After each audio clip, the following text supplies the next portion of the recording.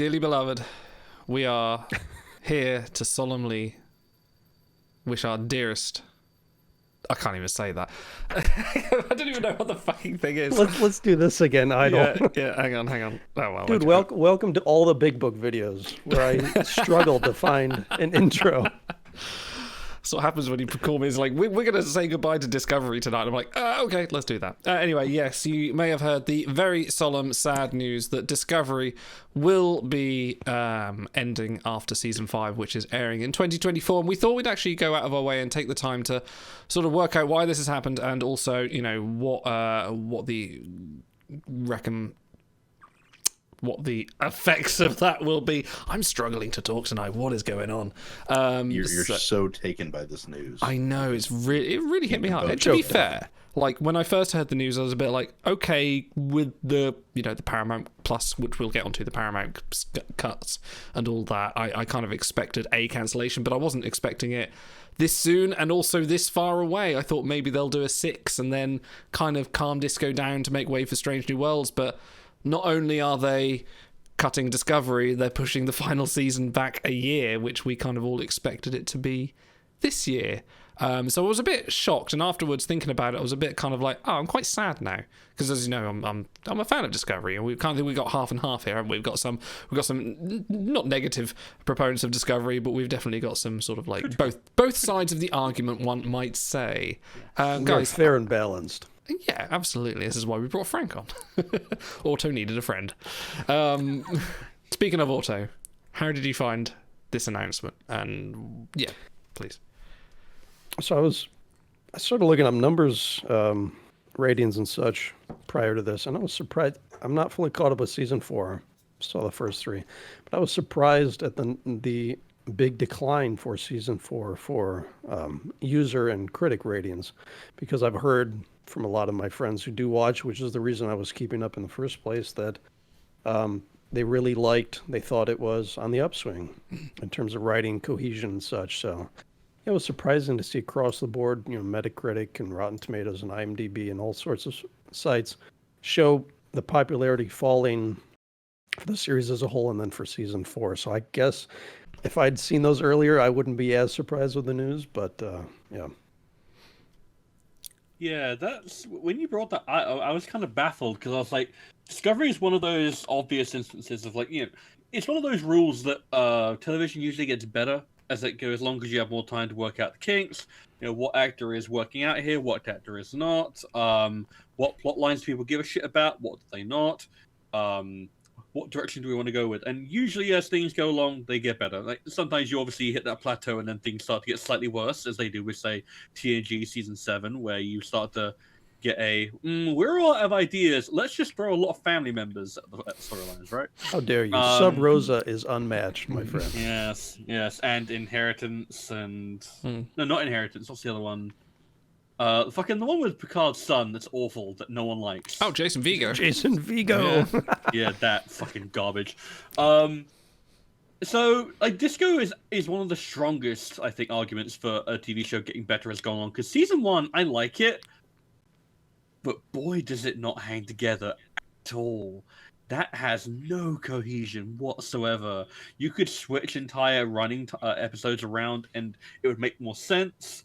The ending is a complete ramshackle garbage affair that feels like we only had 13 episodes to wrap this up and the war's over. There's some baffling character choices that came out of nowhere.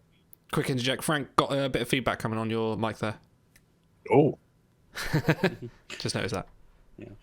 And then Season 2 got steadily better. I think that a lot of people think that Season 2 is really quite strong. It introduced, arguably the most beloved aspect of modern Trek in Christopher Pike. Season 3 and 4 are very different, but like you said, they're a lot more cohesive. There's a actual running theme about taking Season 1 and Season 2 is like a flag bearing of the Federation and what it means, and actually kind of putting it into action and making it, let's exemplify those actions rather than just say them in a speech after we've done some kind of nefarious shit. Which happened quite a bit in Season 1 and Season 2, which is part of the reason why I'm kind of surprised that they're higher rated than 3 and 4, which I think are overall better written, more cohesive stories. Mm. Now, whether or not you think those necessarily are good, that's just a matter of personal taste. But I think they are more cohesive. I don't think that's really something you can argue. Like, there's the actual thesis to season 3 and 4, whereas season 1 and 2 is just shit happens, we guess. Kind of. I thought season 2 was pretty cohesive, if I'm honest. Like, it was fairly wrapped up.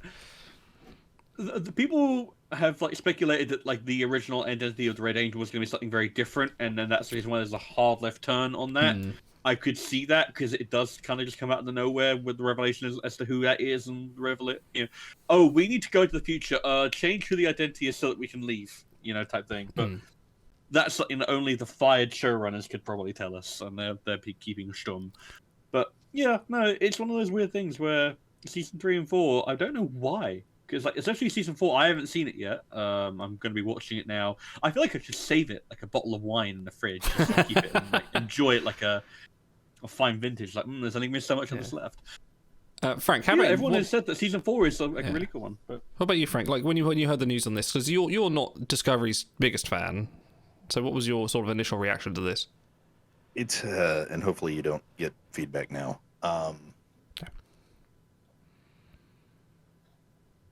Speechless is not what I'm going for here. You're just so bereft of.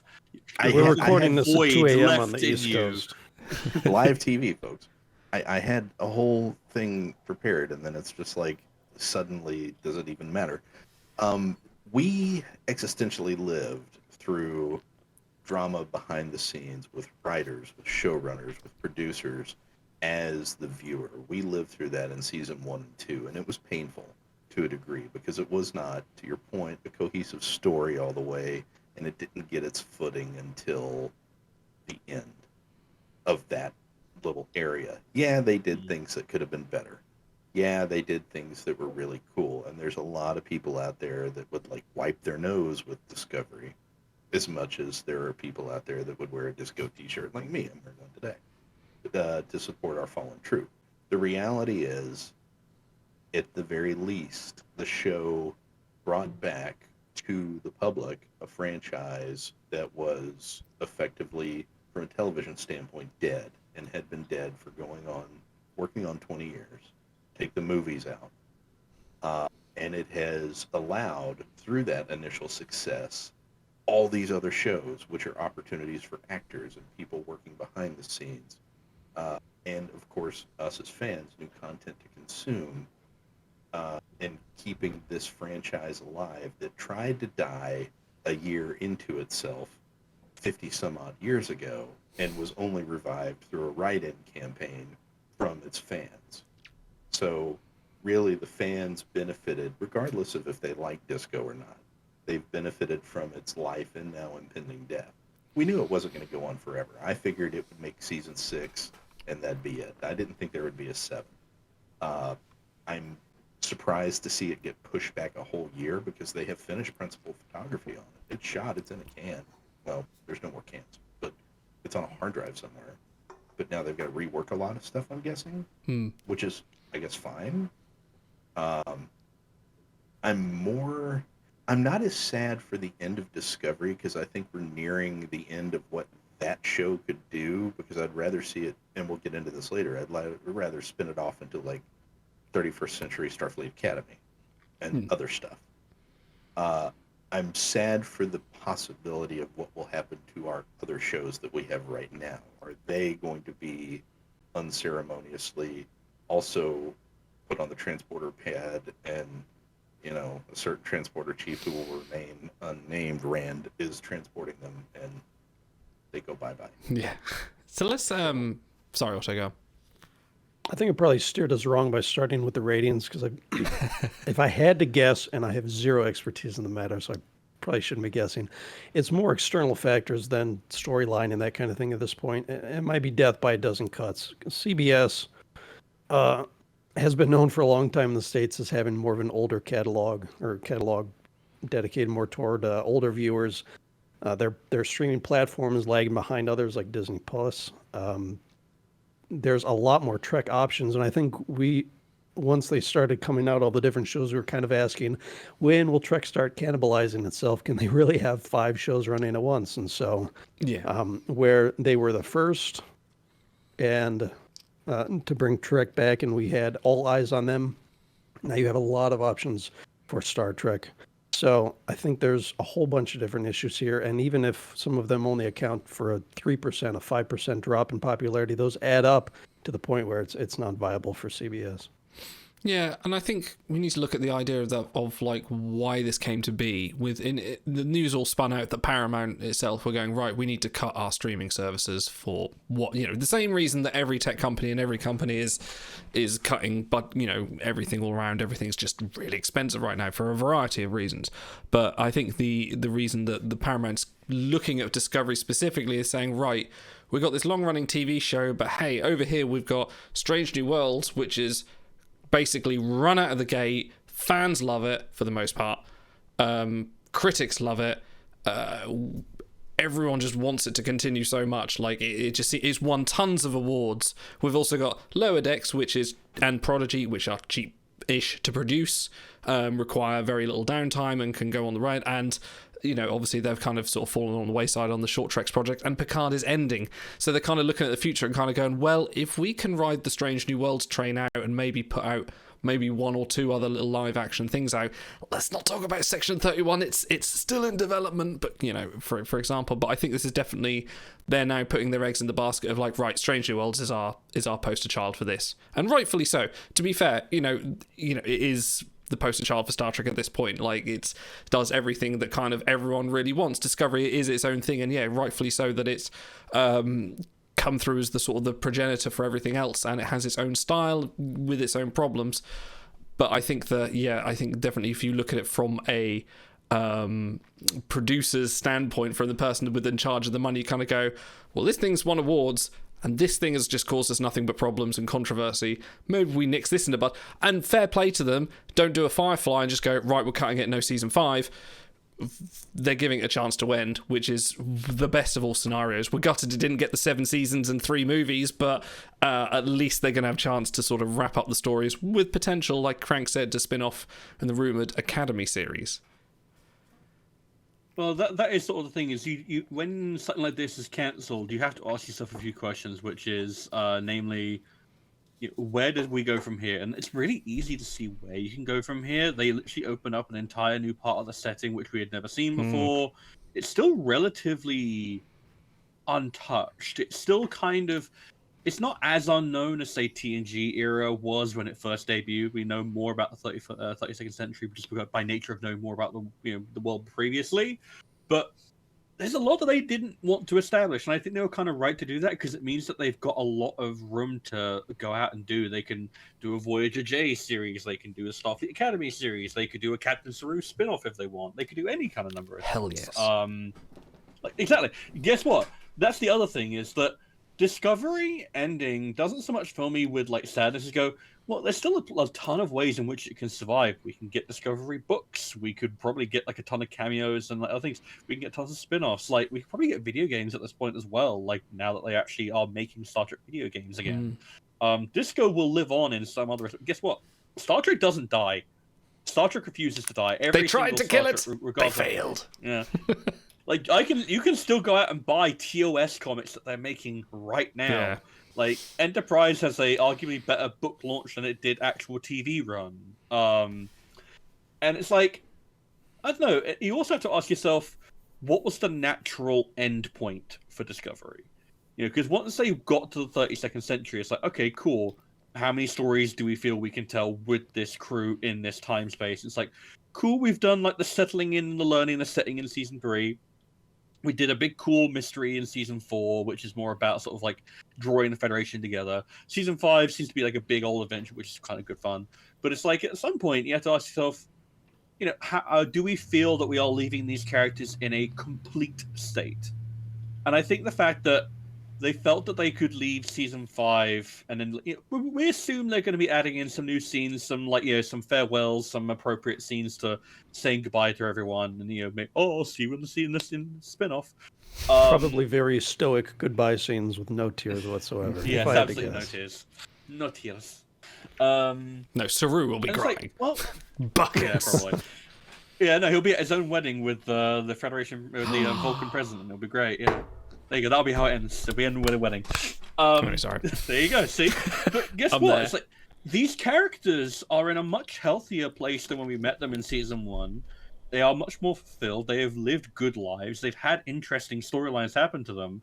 Yeah, they didn't get 7 seasons and 4 movies, but I think about how Burnham has progressed. I think about how Saru has progressed. I think about where Stamets is with his found family. I think about where Cobra is in his newfound second life. I think about all these characters. I'm like, you know what? Yeah, that's an okay place to leave them. Like, I can just see them sail off into the starry sky, you know, just like Enterprise in the Enterprise D, and go, you know, sky's the limit, and there you go. To be fair, yeah, by the end of season 4, there is no sort of lingering plot thread or anything that could, you know, without spoiling anything, that everyone's kind of in a cool place. Like you say, there's a little tangible things you want to know, like what they're going to do with the spore drive and warp drive and things like that. But yeah, you are right. It is in the best place it could be to have another fun adventure, like Generation style, First Contact style, before they kind of hit the hay. Yeah, it took us this long to learn about them. Yeah. I mean, the one of the faults that I've had with Discovery, and again, it was a product of the turmoil behind the scenes, was it took us beyond the first 2 seasons to learn the names, really. That was a shame. That learn about them. None of the other shows were that guilty. Like we dragged behind, but through exposition or 26 season episodes, which we need that again. 26 episode season. Yeah,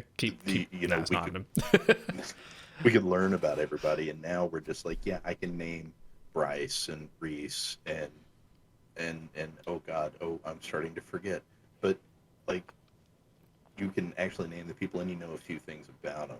And I think if we get just a little bit more of that this season, this upcoming final season, and like you said, let them just have one more big fun adventure, they're good.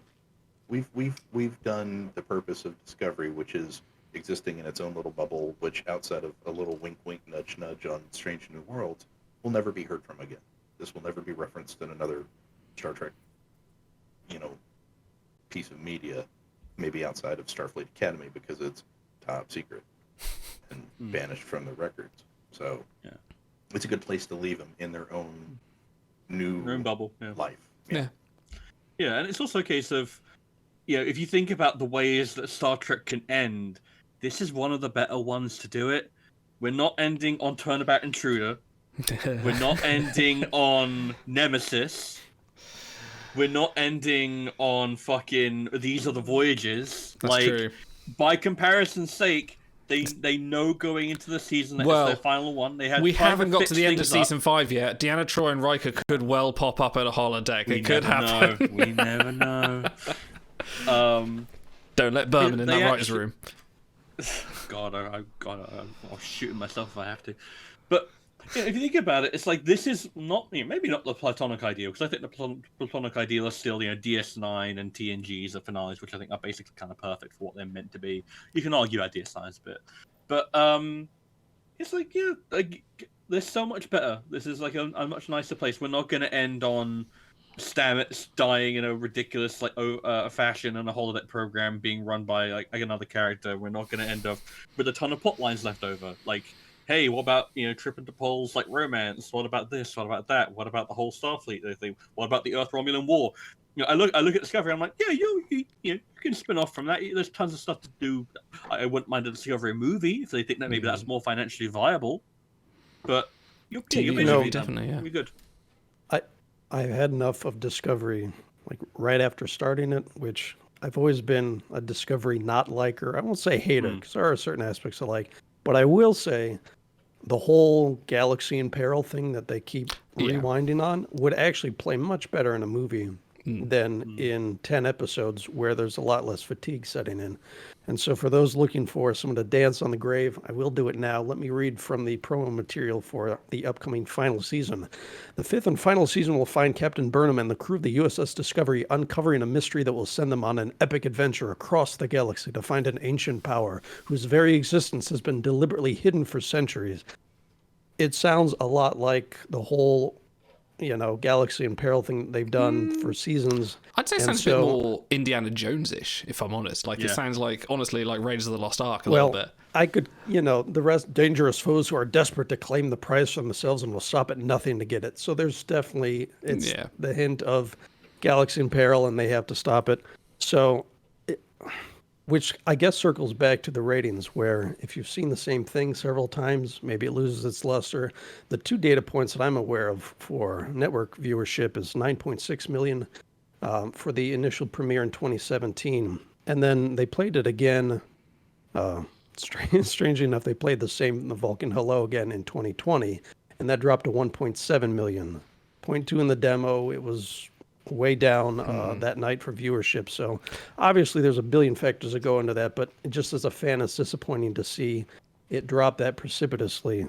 And honestly, my honest opinion is if there hadn't have been all the circumstances leading to these cuts, I think we would have seen a season 6, maybe a season 7 of Discovery. I think honestly, if they hadn't been tightening the belt, through the various methods, I think they would have supported the show. Honestly, it's also the least popular series by whatever user rating metrics I can find. I mean, IMDb, very established website, it's dropped, especially over the last year where it was kind of in the mix. It's dropped strongly below all the other series, including Lower Decks, Prodigy, all the new stuff that's out now, all the old Trek as well. So I think it is, it's a mix of people not liking the storylines that are put out, even though I understand you guys and a lot of my friends think it's more cohesive.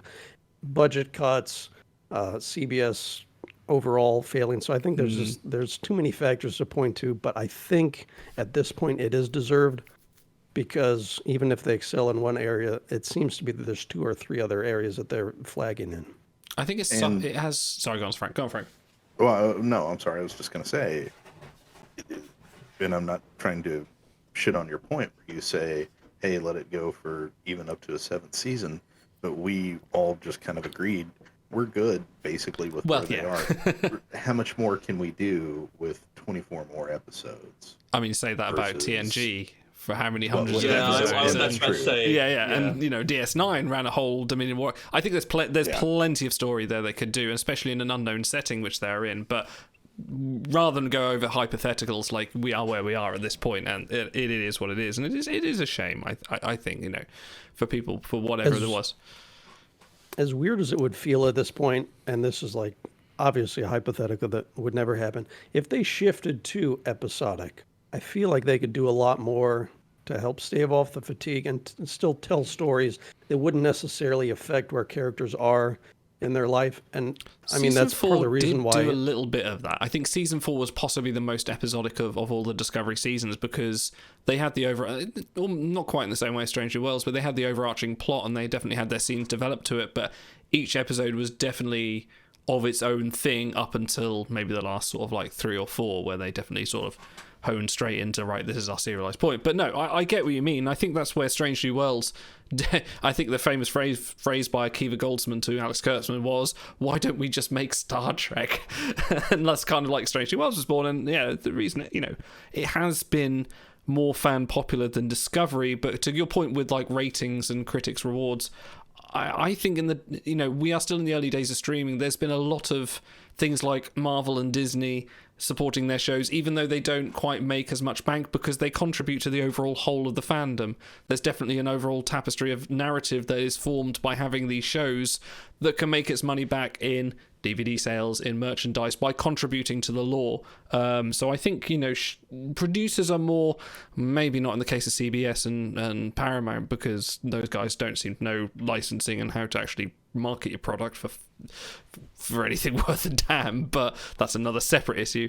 But I think there is definitely a lot more awareness of investing in your brand in the smaller projects, or even in the projects that are maybe less critically acclaimed but more fan niche in a Firefly kind of way, that can pay off in the future a lot more. Yeah, no, it's also a case of like, it is interesting, that quote about, let's just make Star Trek. And that kind of brings to mind about Discovery, which is its legacy, which is that it was a bold step not necessarily a strong step in some ways. Like, it was very different. It was not 90s Trek. Using past For tense, it's better not or over for yet. worse. It is. Yeah, it is. Yeah. Well, to be fair, it is also a case of, regardless of how you want to slice it and which of the other raft of the shows is your favorite, all of them owe their success to Discovery. That is undeniable. Like, Strange New Worlds would not exist without Discovery. End of discussion. Lower Decks and I don't think Lower Decks would have had nearly the audience. If Lower Decks had been the opening show, people would have gone Yeah, mad for that. Like, I don't think people would have responded in quite the same way. I think that Discovery was in some ways, it was the first one over the top, and it kind of put its foot out there and said, "Okay, we're trying out the Star Trek thing. What do you think of this?" And sometimes the value in what you put out in a piece of art is not just what people like about it, but what people dislike about it, and how that can allow you to guide the rest of what you make. And I think that by virtue of everything else being completely different to Discovery in other ways, Discovery took the heat, and I think a lot of people are going to look back at it and go, yeah, it had quite a few missteps in this and that, and I didn't like this style. There's a few episodes that I think are pretty bad, but overall, it was the litmus test. And if you think about where we've gone in the space of, 5-6 years from Discovery's premiere to now, Star Trek is better off for it having happened. And that's going to be an interesting legacy for it to contend to. I'll be interested to see how it's looked back on in 20 years. I'll be interested to see what people think about it and how they look back on it in comparison. Look how many people when we've got another Enterprise 6 series of Stranger Worlds and stuff like that, And Star Trek 4 is still almost coming out. Yeah. Yeah, they'll go get those whales sooner or later. All right, let's start to wrap this up. Any final thoughts on Discovery's soon-to-be parting? It's not over yet. There may be other news. We still let to hear about a spin-off. But guys, Otto, what do you? Any final words on this? Nope. Spoken try, a true lover of Discovery. I mean, if you want, we can do another 4 hours, but we have a lot of recording to do today. So we're gonna go watch Enterprise in a minute. Stars. Via con Dios. I still think this is one of the strongest casts of any Star Trek in terms of all the component parts. I think in almost every other show, especially the 90s ones, there's at least one or two actors you can point out, especially early on, that are weak. I think this is a very strong cast overall, no matter what season it is. My favorite episodes, as it stands, are probably Magic to Make the Sailors Men Go Mad. That's still a banger of an episode. Season 2 is fucking excellent, especially I think it's If Memory Serves, the Cage sequel. Season 3, there's a lot of really good stuff in there. I really enjoy the Unification Part 3. Like, there's a lot of really good episodes in Discovery, actually, when I think about it. Even though it is more of a serialized product, I can point to individual episodes and go, I really like that one, I really like that one, I really like that one. And I now got a fire lit under my ass to watch Series 4 and really appreciate it, because there's only so much of it left. Frank? What about you? You agree? Oh, no, go Frank, and I'll take us out. Yeah. Sad to see another Star Trek project canceled in my lifetime, although not shocked. Glad that it opened the door for a lot of people and a lot of new viewers and a lot of new projects that I do enjoy.